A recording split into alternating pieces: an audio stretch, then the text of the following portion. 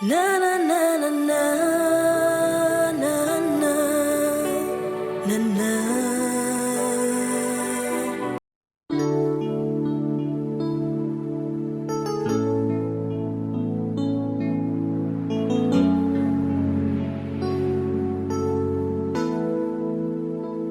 Tu es ma force, mon bouclier, mon confident. Je mets ma foi en toi, ma joie profonde, ma forteresse. Toujours je t'exalte, Seigneur, et je t'adore, oui je t'adore, je t'exalte, Seigneur, et je t'adore, oui je t'adore, ma vérité, tu guides mes pas, tu es tout-puissant, celui que j'adore. Je te loue et je t'honore, pour toujours je t'exalte, Seigneur,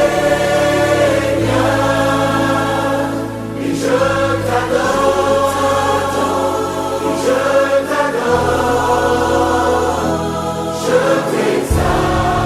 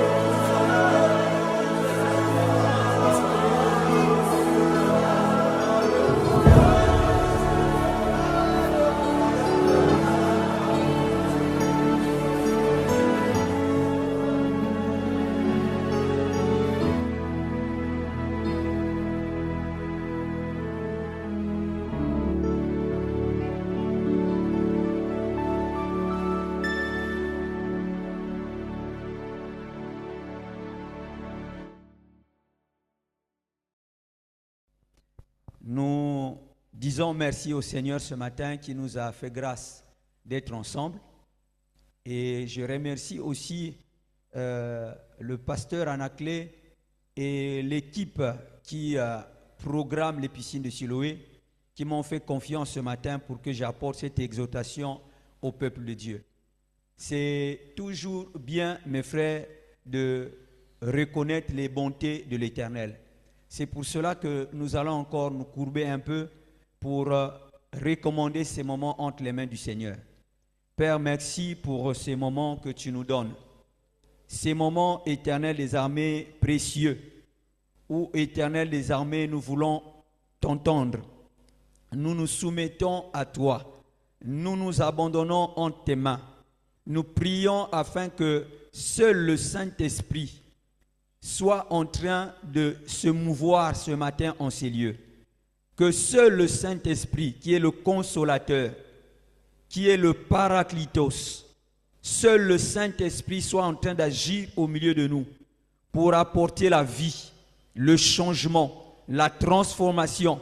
Ô Seigneur, car tu veux que nous soyons transformés à ton image. Reçois la gloire, reçois la louange, reçois l'honneur et la magnificence au nom de Jésus. Amen. Amen. Alors ce matin, ce que nous allons entendre ce matin, c'est une exhortation que j'ai intitulée « La patience ».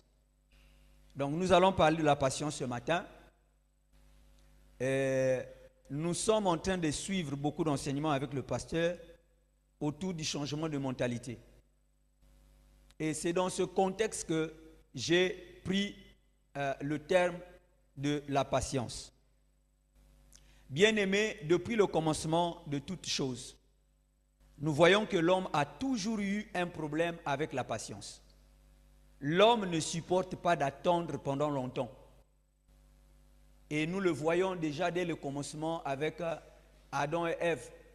Nous le voyons avec Caïn. Dieu lui a dit, Caïn, après avoir donné son offrande, puisque son offrande a été rejetée, Dieu lui a dit, Caïn, supporte le péché tapis devant ta porte. Mais si tu résistes, tu t'en sortiras. Caïn n'a pas pu patienter. Alléluia. L'homme a toujours eu un problème avec la patience. Attendre pour l'homme, c'est difficile. Nous allons lire le premier passage, c'est le passage central, et puis nous aurons d'autres passages à lire. Il s'agit de Apocalypse, donc nous allons lire ça dans King James, la version King James. Apocalypse 1, verset 9. Moi, Jean, qui suis aussi votre frère et votre compagnon dans la tribulation, dans le royaume et dans la patience de Jésus-Christ. J'étais dans l'île appelée Patmos à cause de la parole de Dieu. Et à cause de quoi? À cause du témoignage de Jésus-Christ. Je vais relire le même passage dans l'autre version qui est POV. Celui qui écrit ces gens, votre frère, votre compagnon qui partage avec vous dans la communion avec Jésus-Christ, à la fois les épreuves, les souffrances endurées avec patience, la royauté et la ferme attente du retour de Jésus-Christ. J'étais exilé dans l'île de Patmos parce que j'avais prêché la parole de Dieu et rendu témoignage à Jésus-Christ. Vous voyez bien ici, notre frère est en train de souffrir à cause de Jésus. Donc, souffrir à cause du Seigneur, c'est une meilleure chose.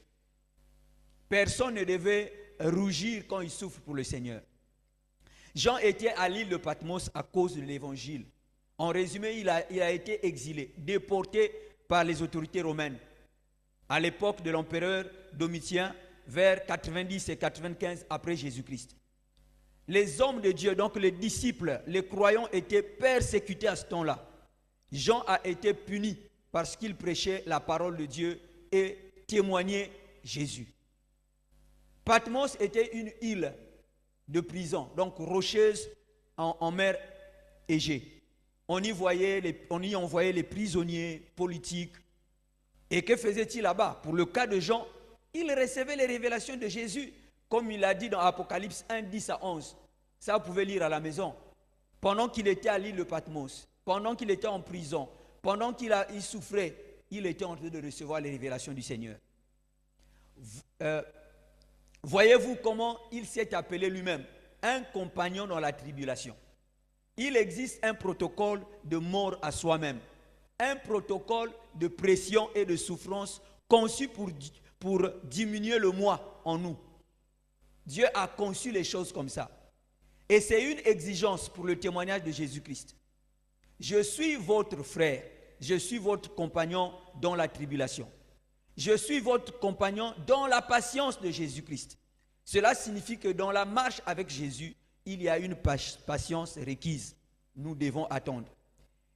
Jésus ne répondra pas à notre prière ou à nos prières de la manière dont nous nous attendons à ce qu'elles soient exaucées. Il nous étirera. Donc quand nous prions, nous ne devons pas automatiquement, ou nous attendons à la réponse de Dieu par la foi. Mais nous n'obligeons pas, nous n'accélérons pas les choses dans le cœur de Dieu. Nous n'avons pas ce pouvoir. Nous devons l'attendre. Lorsque nous commençons à traiter avec le Seigneur Jésus-Christ, nous saurons que nous ne pouvons pas le manipuler. Parce qu'il est le roi. C'est lui qui décidera quand il répondra. L'homme ne décide de rien. Alléluia. Souvent dans les églises, les disciples ou les membres ont tendance à vouloir croire que si Dieu n'est pas en train d'exaucer mes prières, c'est parce qu'il n'y a pas l'onction dans la vie du pasteur. Non, ça ne dépendra pas du pasteur, ça dépendra de Dieu d'abord lui-même. Alléluia. Quand nous voulons lui imposer nos désirs pour qu'il les accomplisse, alors le Seigneur fait comme si il partait tout simplement en voyage. Toi, tu veux lui imposer tes désirs. Il t'oublie. Et il te laisse là jusqu'à ce que tu réalises qu'il est le roi. Il n'est pas un politicien, mon frère, ma soeur. Il ne cherche pas ta voix pour les votes. Donc, il peut aller, il peut rester comme il veut, tranquille. Tu dois attendre toi. Donc, la stature est une position de faveur que Dieu accorde à un homme lorsque cet homme se soumet à la discipline divine.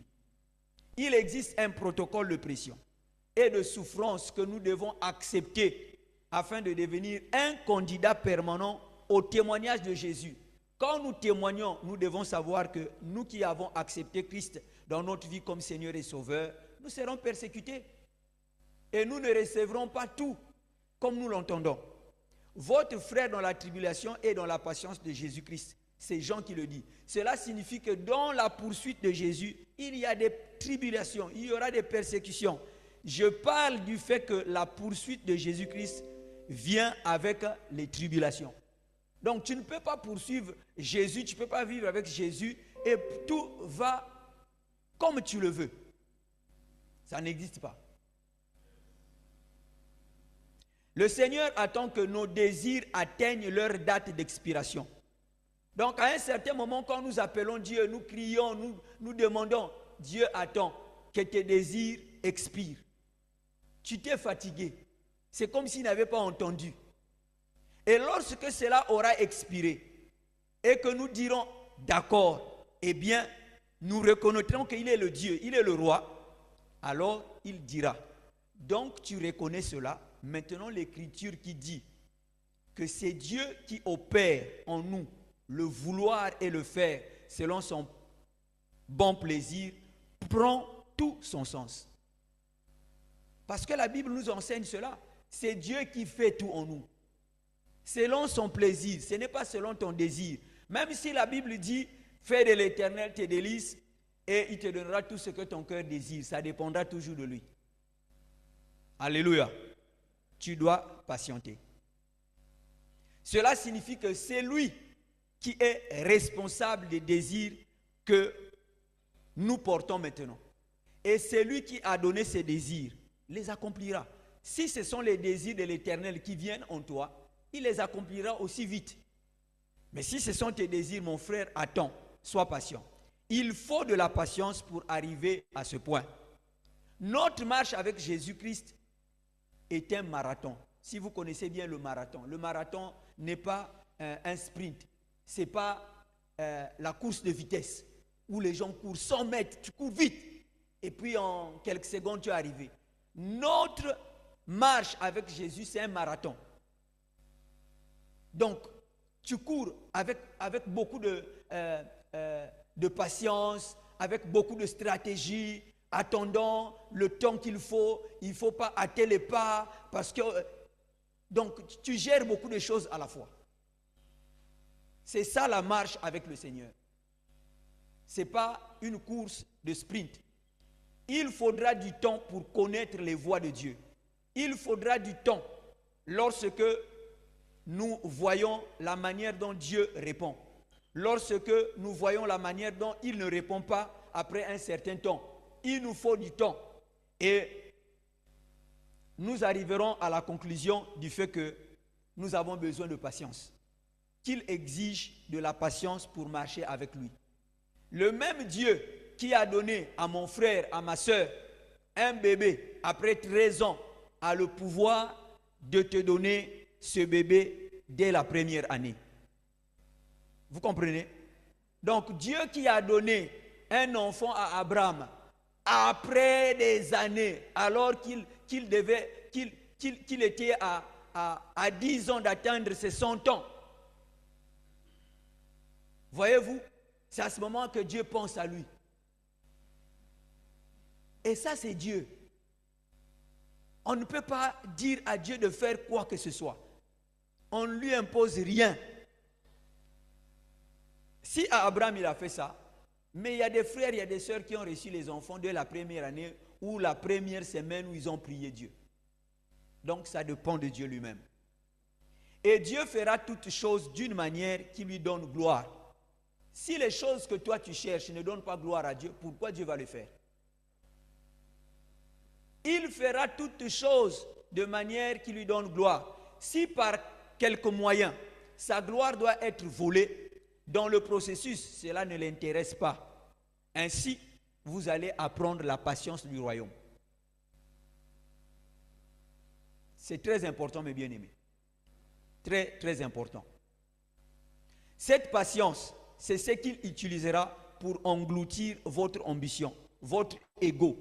Tout engagement que nous aurons envers la chair, il l'engloutira. Et lorsque cela sera clair et que rien de notre côté, il n'y aura rien à gagner, lorsqu'il sera clair que vous n'avez aucun sujet de vantardisme, que ce qui reste lui donnera gloire, alors il se manifestera.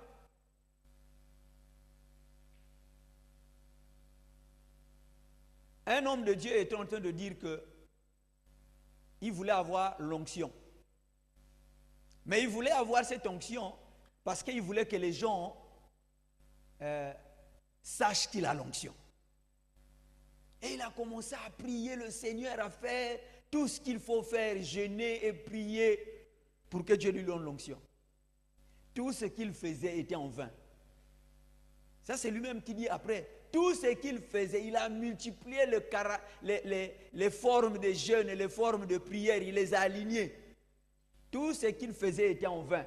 Pourquoi? Parce que Dieu connaissait la motivation de son cœur. Alléluia. Il n'a jamais reçu l'onction. Dieu était allé en voyage, il a laissé là-bas. Fais tes jeûnes, tes prières, fais des nuits, des veillées. Moi, je ne te donne pas l'onction parce que je sais le pourquoi. Et jusqu'à ce qu'il a compris que Dieu ne pouvait pas lui donner l'onction avec la motivation qu'il avait dans son cœur. Alors il a commencé à travailler son cœur pour abandonner ses ambitions personnelles. Quand ses ambitions ont expiré, Dieu a commencé à lui donner l'onction. Alléluia. Et il a commencé à vivre l'onction, la véritable onction de Dieu dans sa vie. Nous allons alors parler un peu de cette forme de patience lorsque nous donnons notre vie à Jésus. C'est ce que nous allons voir. Lorsque nous donnons notre vie à Jésus, il y a quelque chose qui se passe. Et Dieu en parle. Nous allons lire dans Galates 2, verset 20. J'ai été crucifié avec Christ. Et si je vis, ce n'est plus moi qui vis. C'est Christ qui vit en moi. Je vis maintenant dans la chair. Je vis dans la foi au Fils de Dieu, qui m'a aimé et qui s'est livré lui-même pour moi.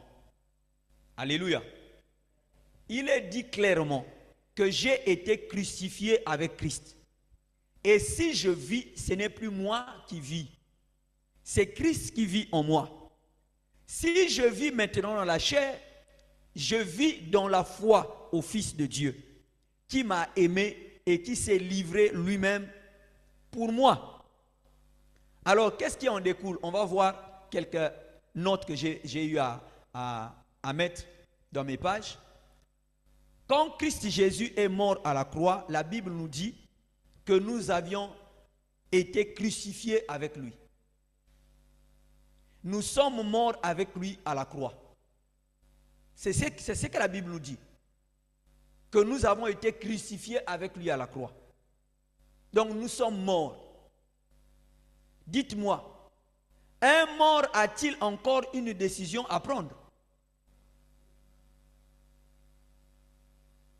Si nous sommes déjà morts à la croix avec lui, est-ce qu'un mort peut encore prendre une décision? Non. Non. Nous lisons que si je vis, ce n'est plus moi qui vis, c'est Christ qui vit en moi. Donc en réalité, quand nous donnons notre vie au Seigneur Jésus, nous sommes morts. Nous ne vivons plus en réalité. C'est Christ maintenant qui vit en nous. Nous savons qu'un mort ne prend plus d'initiative. Ce sont les vivants qui décident pour lui. Quand tu es mort, même si on te gifle, on peut te casser les bras, les mains, comme j'ai entendu que les musulmans cassent le cou de la personne, on te retourne le cou, tu ne sens plus rien, c'est les hommes qui te manipulent. Toi, si un mort, qui est mort soi-disant, et qu'on le gifle, qui pleure, laissez, il n'est pas mort.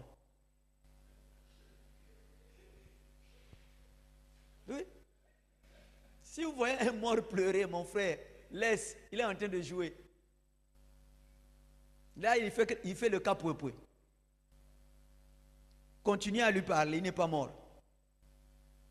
Un mort ne réagit pas.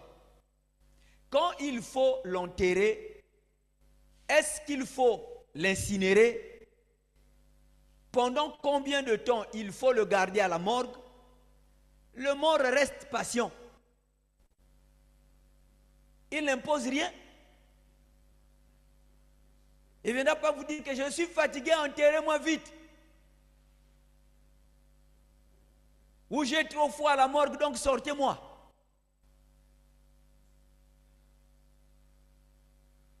Même s'il arrivait, comme surtout en Afrique, les gens ont des histoires compliquées. Même si le mort à la morgue vous envoie un rêve, un songe, que non, moi j'ai trop froid là-bas, sortez-moi. Laissez-le, il est mort. Ce n'est pas lui qui parle. Un mort n'a pas de réaction. Ce sont les vivants qui le manipulent. Quand nous nous convertissons, nous disons que nous avons décidé de donner notre vie à Jésus. C'est ce que nous disons souvent. Moi, j'ai dit souvent, j'ai donné ma vie à Jésus. Toi aussi, tu le dis. J'ai donné ma vie à Jésus. Nous avons décidé de donner notre vie à Jésus. Mais si cela est vrai, que nous avons donné notre vie à Jésus, elle ne devait plus en réalité nous appartenir. Comme l'a dit l'apôtre Paul, j'ai été crucifié avec Christ et si je vis, ce n'est plus moi qui vis, c'est Christ qui vit en moi. Cette vie que nous donnons à Jésus ne devait plus nous appartenir. Nous sommes morts. La vie appartient à Jésus. Ta vie à toi, tu l'as donnée à Jésus. Elle ne t'appartient plus, mon frère. Pourtant, nous remarquons dans la plupart des cas que nous ne donnons pas réellement notre vie à Jésus. Peut-être que dans ton cas, tu avais réellement faim. Mais la plupart des cas, nous remarquons que tous ceux qui disent qu'ils ont donné leur vie à Jésus, ils ne l'ont pas réellement fait. Dans la plupart des cas, les gens reprennent, en fait, ils reprennent leur vie entre leurs mains. Ils reprennent la vie qu'ils ont donnée à Jésus. Ils disent à Jésus, donne-moi ma vie. Ils la reprennent entre leurs mains pour la conduire eux-mêmes.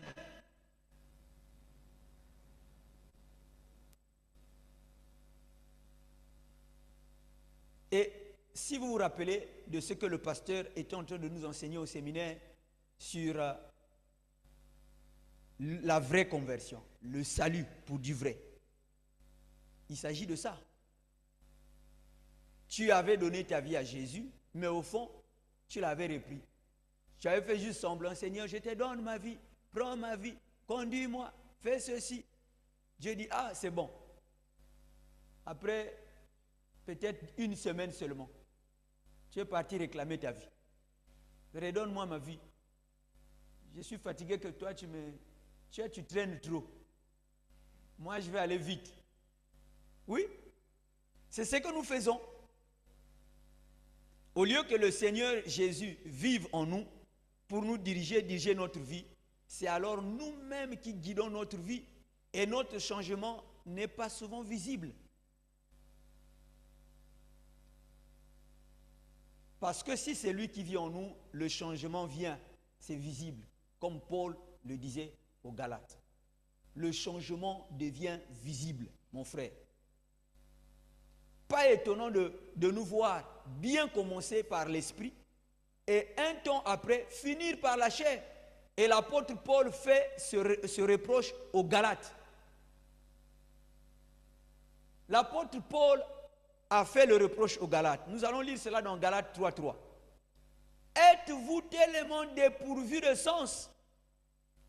Après avoir commencé par l'esprit, voulez-vous maintenant finir par la chair? Vous avez bien commencé, parce que le jour où tu as reçu Christ, tu prétendais lui avoir donné ta vie. Et lui, il était content de recevoir ta vie afin de te guider. Parce que c'est lui qui connaît la voie. C'est lui qui connaît la route. C'est lui qui connaît le chemin.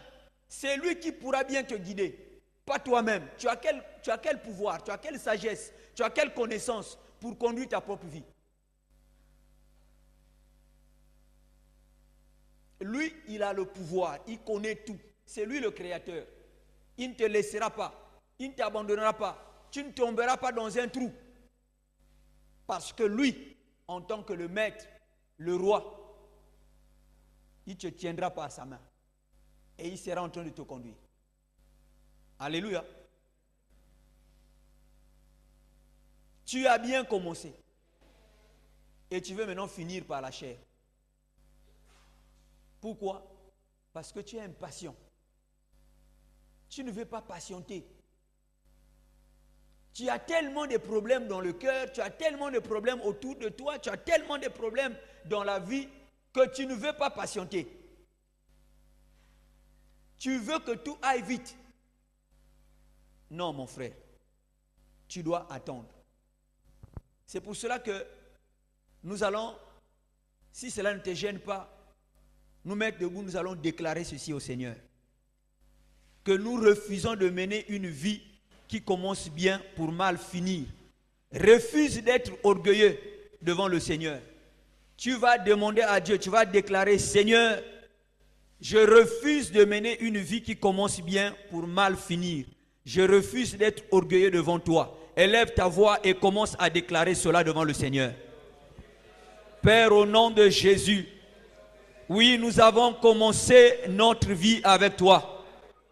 Au fur et à mesure que le temps passe, Éternel, que les années s'écoulent, nous avons eu tendance, Père éternel, à vouloir reprendre nos vies. Oh Dieu, nous avons commencé avec toi par ton esprit. Et ton esprit nous a conduits jusqu'ici. Mais à cause de nos incontinences, à cause de notre impatience, Seigneur, nous avons décidé, nous avons vu que il serait mieux de reprendre notre propre vie. Père, nous avons été insensés, orgueilleux. Nous refusons, Éternel, de mener une telle vie. Une vie qui commence bien pour mal finir. Nous refusons, Éternel, d'être hautains. Nous refusons d'être arrogants. Nous refusons d'être orgueilleux devant toi. Nous nous abandonnons à ta faveur. Nous nous abandonnons à toi, Éternel. Nous nous recommandons à toi, Éternel. Nous avons besoin de toi. Nous avons besoin de toi, Éternel. En ces temps où tu nous parles de la patience, nous avons besoin d'attendre, de t'attendre, parce que tu n'es jamais en retard. Oui, Père. Ô Éternel des armées, merci Seigneur. Merci Seigneur. Merci Seigneur. Merci Seigneur. Merci Seigneur. Père, nous refusons de nous conduire par nous-mêmes. Nous refusons d'être insensés, orgueilleux devant toi, Seigneur. Nous refusons cela au nom de Jésus. Nous refusons cela au nom de Jésus. Merci, Seigneur. Merci, Éternel des armées. Amen, amen, amen. Nous pouvons prendre place. Nous continuons à parler de la patience. Il est écrit dans Ecclésiaste 7, 8. Mieux vaut la fin d'une chose que son commencement. Mieux vaut un esprit patient qu'un esprit hautain. Mieux vaut la fin d'une chose que son commencement. Mieux vaut un esprit patient qu'un esprit hautain. Un esprit hautain, c'est un esprit orgueilleux. Un esprit arrogant. Qui se croit supérieur aux autres. Qui n'écoute pas les conseils parce qu'il pense tout savoir. Ça, c'est l'esprit hautain. Mais Dieu nous enseigne que vaut mieux la fin d'une chose. Parce que tu peux bien commencer. Mais quelle sera ta fin? Vaut mieux la fin d'une chose que le commencement. Vaut mieux un esprit patient qu'un esprit hautain. Il est important pour nous que nous puissions vivre dans la patience. Et Habakkuk nous l'a enseigné. Que si Dieu t'a fait une promesse, il y a une prophétie qui a été déclarée sur toi, et que la prophétie tardait à venir, reste à ton poste. Reste à ton poste.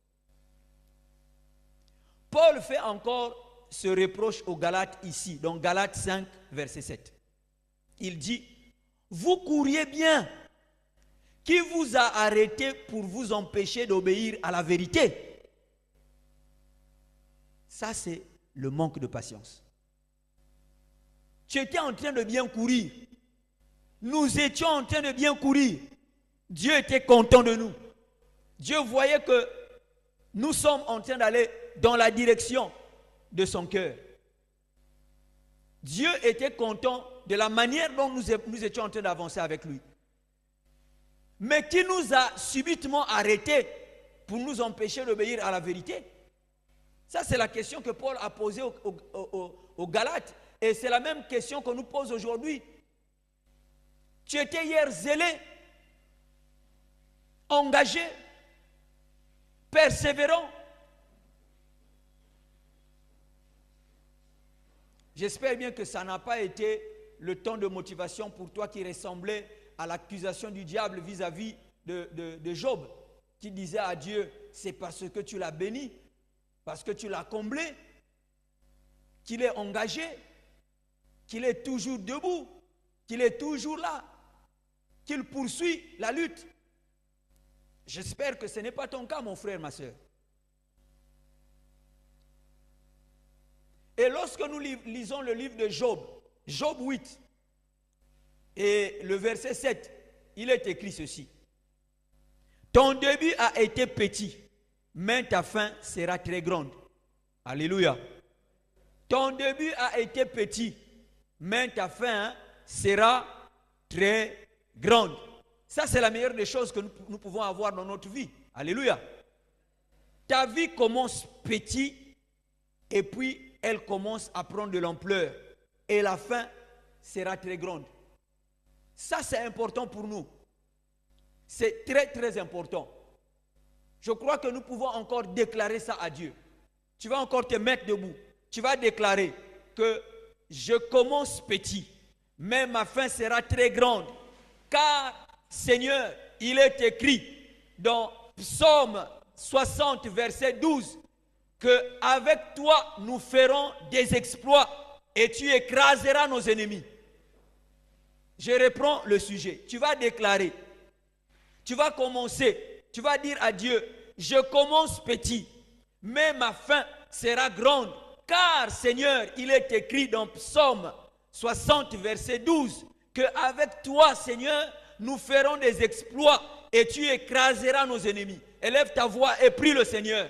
Déclare cela à Dieu. Oh, merci Seigneur. Merci pour les moments de faible commencement. Oh, merci pour les moments de faible commencement. Tu l'as dit dans ta parole que ne méprisez pas les moments de faible commencement. Père, nous ne voulons pas mépriser ce moment, mais nous voulons les saisir, Père de gloire, pour déclarer et dire que mon commencement, mon début est petit, mais ma fin sera très grande en toi, Seigneur. Car il est écrit dans ta parole, dans Psaume 60, verset 12, qu'avec toi, je ferai des exploits. Je ferai des exploits. Tu écraseras mes ennemis. Tu les écraseras, Éternel des armées. Tu les écraseras. Moi, je ne serai qu'en train d'assister. Oui, Seigneur, c'est toi qui as dit que 1000 tombent à ton côté, 10 000 à ta droite, tu ne seras pas atteint. Mais de tes yeux seulement, tu regarderas et tu verras la rétribution des méchants. Oh, tu es mon refuge. Tu es ma forteresse. En toi, j'ai mis ma confiance, Père. J'ai mis ma confiance. Alléluia. Oh, roi des rois. Roi des rois, Seigneur des seigneurs. Dieu tout-puissant. Nous voulons que notre fin soit grande. Soit grande en toi, Éternel des armées. Parce qu'avec toi, nous avons l'assurance. Avec toi, nous ferons des exploits. Avec toi, nous sommes rassurés. Avec toi, nous irons toujours de l'avant. Avec toi, rien ne nous arrêtera. Alléluia, Seigneur. Merci, Roi des rois. Merci, Éternel des armées. Merci pour tout ce que tu fais. Tu fais des grandes choses, Éternel, dans nos vies. Parce que nous nous accrochons à toi. Tu es notre espoir. Tu es notre force. Tu es notre bouclier. Tu es le confident de nos vies, Seigneur. Gloire à toi, notre Père. Louange à toi, Seigneur. Au nom de Jésus. Amen. Nous pouvons nous asseoir, mes frères. Avec Dieu, nous ferons des exploits. Alléluia. Avec lui, toi, tu feras des exploits. Pourvu que tu restes à ses côtés. Pourvu que tu laisses Dieu conduire ta vie. Pourvu que tu sois patient. Que tu ne puisses pas impatienter pour conduire ta vie toi-même. Et Dieu sera en train de faire des exploits avec toi. Amen. Rappelez-vous du peuple d'Israël quand ils sont arrivés devant la mer Rouge. Ils étaient là. Quand ils sont arrivés, la mer n'était pas encore divisée. Bon, personne ne savait qu'est-ce qui va se passer. Mais dès qu'ils ont entendu le bruit des chars de Pharaon, quand ils ont regardé derrière, ils ont vu la poussière des chars de Pharaon qui montaient. Ils ont dit à Moïse, toi tu nous as amenés ici pour mourir seulement, soit dans l'eau, ou bien bon, Pharaon va nous zigouiller ici. Ou comment? Dieu a dit à Moïse, dis au peuple, que les Égyptiens que vous voyez là, c'est seulement aujourd'hui que vous les voyez. Vous ne les verrez plus. Vous gardez le silence. Et moi, je combattrai pour vous. Alléluia. Donc, Israël n'a pas combattu les Égyptiens. Ce que Dieu avait fait en premier, il a placé une muraille entre Israël et l'armée de l'Égypte. En entendant que Moïse rassemble le peuple, organise la traversée. Dieu a mis la muraille. Mais dans le cœur des Israélites, ils étaient paniqués. Cette muraille-là va tenir pendant combien de temps? La mer là n'est pas encore, on va traverser comme Moïse. Et Moïse a écouté la voix de Dieu. Il a observé, il a obéi à la voix de Dieu. Quand il a obéi à la voix de Dieu, la mer s'est divisée. Et la Bible dit que le peuple d'Israël a traversé. Ils ont traversé. Quand ils étaient vers la fin là-bas, comme Dieu voulait exterminer l'armée de Pharaon, Dieu a fait semblant d'enlever la muraille. Comme ça, ils vont se précipiter. C'est ce qui s'est fait. Quand la muraille est partie, ils ont dit, oh, poursuivons-les. Avant que vraiment l'eau là ne revienne, poursuivons-les. Eux, ils sont à pied, nous, on est sur les chars, donc on va les rattraper.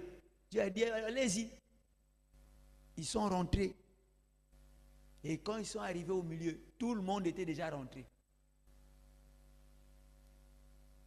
Dieu a dit maintenant aux murailles qui s'étaient formées au niveau de l'eau, il a dit aux murailles, allez maintenant, engloutissez-les. Et c'est ce que Dieu fait lorsque nous sommes patients. Alléluia. Dieu engloutit nos ennemis, nos adversaires, tant que nous restons patients. Tant que nous restons patients, tant que nous restons accrochés à ces dieux, nous faisons ce qu'il nous demande, il finira par engloutir nos ennemis. Alléluia. Nous n'avons pas à traîner des regards inquiets à gauche ou à droite. Le Seigneur qui nous a appelés est avec nous. Alléluia. Oui, mon frère, le Seigneur est avec nous. Il ne nous abandonnera pas. Il a dit lui-même, je serai avec vous tous les jours jusqu'à la fin. Tous les jours. Donc, 360 jours ou 365 ou 66 jours, il sera avec nous. Aucun jour, il t'a abandonné. Même quand tu sens qu'il n'y a rien, même quand tu te retrouves dans un endroit où tu as comme l'impression que tu es abandonné, comme Jean dans l'île de Patmos, le Seigneur est avec toi. Alléluia. Il est avec toi. Toi, garde le courage. Continue à marcher. Continue à marcher, mon frère. Nous lisons encore dans Romains 12, 12. Réjouissez-vous en espérance. Soyez patient dans l'affliction. Persévérez dans la prière. Alléluia. Nous devons nous réjouir en espérance. Parce que les projets, les promesses que Dieu a faites pour nous ne sont pas des projets ou des promesses de malheur, mais des promesses de bonheur pour que notre vie soit bonne. Alléluia. Oui. Tu t'attendras au Seigneur. Sois patient. La Bible dit que la patience produit la force, produit la maturité. La patience nous amène à la maturité, à devenir comme Christ lui-même. Alléluia. Lorsque nous patientons, lorsque nous attendons, nous ne sommes pas pressés, alors Dieu sera en train de bâtir notre nature. Il sera en train de bâtir notre mentalité. Il sera en train de nous modeler. Il sera en train de nous tailler à la forme qu'il veut nous voir. Et lorsque nous lisons Jacques 1, le verset 3 et le verset 4, sachant que l'épreuve de votre foi produit la patience. L'épreuve de votre foi produit la patience, mais il faut que la patience accomplisse parfaitement son œuvre, afin que vous soyez parfaits et accomplis sans faillir en rien. Donc quand la patience accomplit parfaitement son œuvre en toi, tu deviens accompli. Et tu ne failliras en rien. Tu rentres dans le domaine de la maturité. Alléluia. Tu rentres dans le domaine de la maturité, mon frère. Tu ne seras plus la même personne. Parce que tu as appris à patienter. Imaginez un seul instant, mes frères, nous sommes des milliards sur la terre. Mais Dieu nous gère tous. Et chacun avec son caractère bizarre. Dieu est patient envers nous comme il n'y en a pas. Donc à chaque seconde qui passe, nous commettons des bêtises, des trucs compliqués.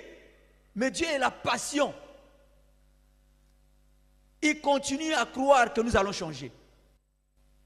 Il continue à voir que tout est encore possible pour toi. Parce qu'il n'a pas prévu le malheur pour toi, mon frère. Il n'a jamais prévu le malheur pour toi, ma soeur. Peu importe ce que tu endures, tu as un souci avec la maladie, tu as un souci avec la vie quotidienne, avec le travail, avec quoi que ce soit. Je peux te dire ce matin, mon frère, Dieu ne t'a pas oublié. Dieu est toujours avec toi. Il est en train d'attendre que, à un moment donné, tes attentes charnelles expirent. Alléluia. Quand tes attentes vont expirer et que lui, il va avoir sa gloire dans ton problème, il agira. Alléluia. Oui, il agira. Il agira, mon frère. Ne sois pas impatient. Sache que Dieu est avec toi. Il agira au bon moment. Il agira au bon moment. Comme il a fait avec Abraham. Il a agi. Quand Abraham, il n'était plus un homme. Il avait tout perdu. C'est à ce moment que Dieu vient de dire, Sarah aura un fils l'année prochaine à la même période. La Bible dit que Sarah avait ri. C'est comment? Mais moi, je suis déjà vieille, ménopausée. Comment ça sera encore possible? Avec Dieu, tout est possible. Alléluia. Avec Dieu, l'impossible ne se conjugue pas. Tout est possible à celui qui croit. Alléluia. Alors nous allons encore faire une déclaration à notre Dieu ce matin. Tu vas encore te lever. Tu vas encore déclarer. Déclare maintenant que la patience qui est le fruit de l'esprit produise en toi la maturité et que tu deviennes comme Christ Jésus notre Seigneur. Tu vas déclarer que la patience qui est le fruit de l'esprit en nous, amène en nous, produise en nous la maturité et que nous devenons comme Christ notre Seigneur. Élève ta voix et commence à déclarer que la patience produise la maturité dans ta vie. Élève ta voix. Seigneur, nous déclarons, Père de gloire, Seigneur, le protocole de la patience dans nos vies. Nous déclarons ce protocole, que le protocole de la patience prenne place dans mon cœur, dans ma vie, et que, Éternel, la patience qui est le fruit de l'esprit, Éternel, vienne, Éternel, oh Dieu, me prendre en charge et que je devienne, ton Père céleste, mature. Je devienne comme Christ, Éternel, mon Seigneur. Que la patience produise en moi la maturité, que la patience produise en moi l'endurance, que la patience produise en moi, Éternel, Dieu, la persévérance, que la patience qui est la persévérance produise, Éternel, la maturité dans ma vie. Oh Père de gloire, nous demandons cette maturité. Nous demandons cette maturité. Nous proclamons cette maturité par le fruit de l'esprit qui est la patience, Père. Libère en nous la patience. Libère en nous la patience. Libère en nous la patience. Gloire à toi, Seigneur Jésus. Merci, Seigneur notre Dieu. Merci, Père de gloire, pour la maturité que tu amènes dans ma vie, dans la vie de mon frère, dans la vie de ma soeur. Merci pour la maturité. Gloire à ton nom, Seigneur Jésus. Reçois la louange et reçois la gloire. Dans le nom merveilleux de Jésus. Amen. Vous pouvez prendre place. Mon frère, ma soeur, ma question pour toi ce matin est celle-ci. Es-tu disposé à attendre? Est-ce que tu es disposé à attendre? C'est la question que je pose. Je sais que certains d'entre nous viennent à l'église avec des chronomètres, avec un compte à rebours. Donc ils mettent le chrono. Comme quoi si Dieu ne répond pas après ce temps, non. Je ne vais plus continuer. Mon frère, ne viens pas avec le chronomètre devant Dieu. C'est Dieu qui a le chrono, pas toi. Alléluia. C'est Dieu qui a le chrono pour ta guérison. C'est Dieu qui a le chrono pour ton miracle. C'est Dieu qui a le chrono pour tes attentes. Alléluia. Soyez patients. Dieu répondra si c'est sa gloire. Si c'est pour sa gloire, Dieu répondra. Mon frère, ma soeur, quelles sont tes attentes devant le Seigneur? Est-ce que ces attentes épousent-elles la volonté du Seigneur? C'est que tu attends, comme pasteur a l'habitude de dire, quand nous venons à la piscine de Siloé, venez avec des attentes. Mais quelles sont tes attentes? Est-ce qu'elles épousent la volonté de ton Dieu? Alléluia. Si tes attentes ne sont que des attentes égoïstes, je ne pense pas que Dieu puisse répondre à tes attentes. Sois patient, attends-toi à la main de Dieu dans ta vie. Si la réponse tarde, attends encore, comme le Seigneur l'a dit. Le Seigneur ne t'a pas oublié. Il est bon, il est fidèle. Ne quitte pas l'église, mais persévère dans la foi et reste à ton poste, mon frère. Alléluia. Beaucoup de gens viennent avec des chronomètres et ils finissent par quitter l'église. Parce que pour lui, il n'y a pas l'onction. Parce que pour lui, pourquoi Dieu ne me guérit pas? Parce que pour lui, pourquoi je ne me marie pas? Parce que pour lui, pourquoi je n'ai pas l'enfant? Parce que pour lui, pourquoi Dieu n'envoie pas cette femme? Pourquoi Dieu n'envoie pas cet homme? Pourquoi ça ne fonctionne pas dans ma vie? Tu n'es pas le seul sur la terre. Vous êtes nombreux. Alléluia. Et c'est Dieu qui détient le chrono. C'est lui qui répondra. Surtout quand ta situation lui rendra gloire. Êtes-vous prêt à attendre? Non pas devant un gouverneur, non pas devant un homme, mais devant Jésus le roi. Si tu es prêt, alors prions. Si tu es prêt à attendre, tu vas te mettre debout. Nous allons maintenant prier. Nous allons prier pour que l'énergie divine, la force de Dieu d'attendre ton miracle te soit accordée ce matin. Et que ce matin, Dieu te visite. Que la puissance de Dieu tombe sur toi. Que la main de Dieu te visite ce matin.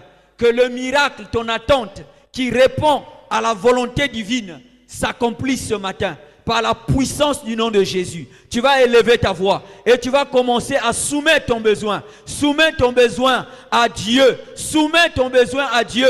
Lui qui détient le chrono ce matin. Il sera en train de passer, d'agir dans ta vie, de te toucher, de te faire vivre sa gloire. Élève ta voix et commence à prier. Ne te retiens pas. Prie le Seigneur. Prie maintenant.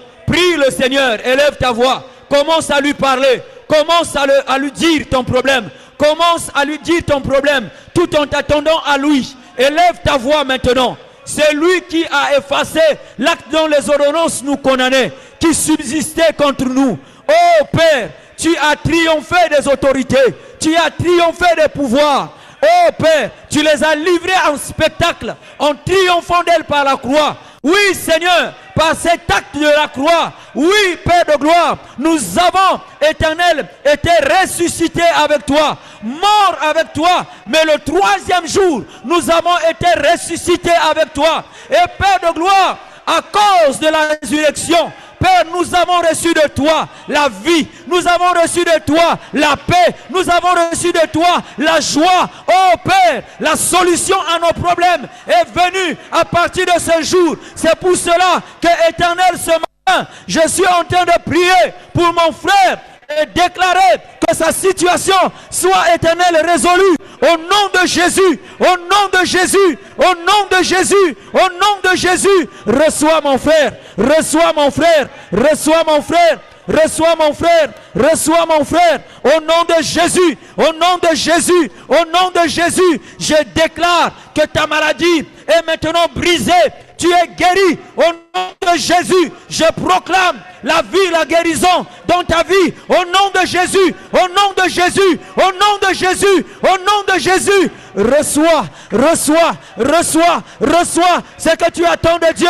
Reçois au nom de Jésus. Je déclare la vie, je déclare la vie, je déclare la gloire de l'Éternel dans ta vie. Au nom de Jésus. Oh, merci Seigneur. Merci Seigneur, merci Seigneur, merci Seigneur. Je déclare la vie. Oh Père, je déclare la vie, je déclare la vie, je déclare la vie, je déclare la vie, je déclare la vie. Au nom de Jésus, au nom de Jésus, reçois, reçois, reçois, que tes attentes soient accomplies maintenant. Au nom de Jésus. Agis Seigneur, agis Seigneur, agis Seigneur, agis Seigneur. Glorifie ton nom. Au nom de Jésus, reçois, reçois, reçois. Au nom de Jésus, que tes attentes soient accomplies par le Seigneur. Au nom de Jésus, au nom de Jésus, reçois. Au nom de Jésus, reçois. Au nom de Jésus. Merci Jésus. Merci Éternel. Merci Éternel, au nom puissant de Jésus, au nom puissant de Jésus, quelles que soient tes attentes, Dieu est en train d'agir dans ta vie. Dieu est en train d'apporter la solution dans ta vie. Maintenant, reçois au nom de Jésus. Reçois au nom de Jésus. Sois libéré, sois libéré, sois libéré de tout souci. L'Éternel a dit, je viendrai à moi. Vous qui êtes chargés et fatigués, je vous donnerai du repos. Alléluia. Reçois le repos de Dieu au nom de Jésus. Merci Seigneur. Merci Éternel des armées. Merci tendre Père Céleste. Merci pour la vie. Merci pour la vie, merci pour la vie, merci pour la vie, merci pour la guérison, merci pour la vie, merci pour la guérison. Reçois mon frère, reçois mon frère, reçois mon frère, que la guérison soit ton partage. Reçois, que la guérison soit ton partage maintenant. Au nom de Jésus, au nom de Jésus, au nom de Jésus, au nom de Jésus.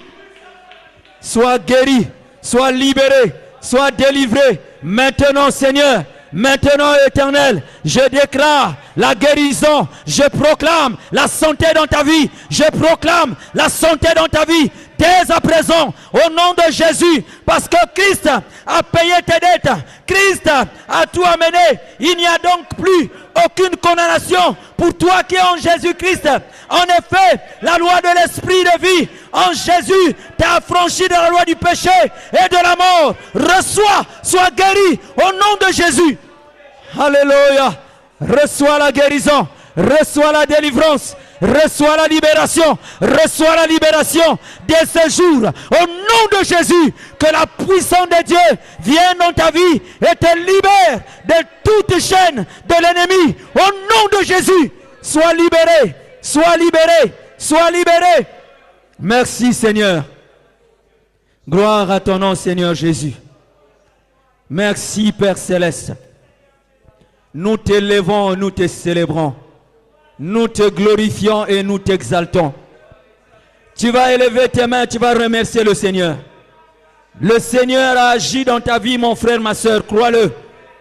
Père, merci pour mon frère qui est en ligne, qui a été touché par ta parole, qui a été touché, Éternel des armées, qui a été restauré, Éternel, ce matin. Merci pour la puissance de la patience qui est venue, Éternel, remettre les pendules à l'heure, oh Dieu, dans nos vies. Reçois l'honneur, reçois la gloire, reçois la louange, parce qu'à partir de ce jour, Seigneur, nous sommes prêts à attendre. Nous attendrons, Éternel, ton temps, ton chrono. Merci Adonai. Nous te glorifions, nous te louons et te célébrons dans le nom puissant de Jésus. Nous acclamons et poussons des cris de joie pour le Seigneur. Alléluia. Na na na na na.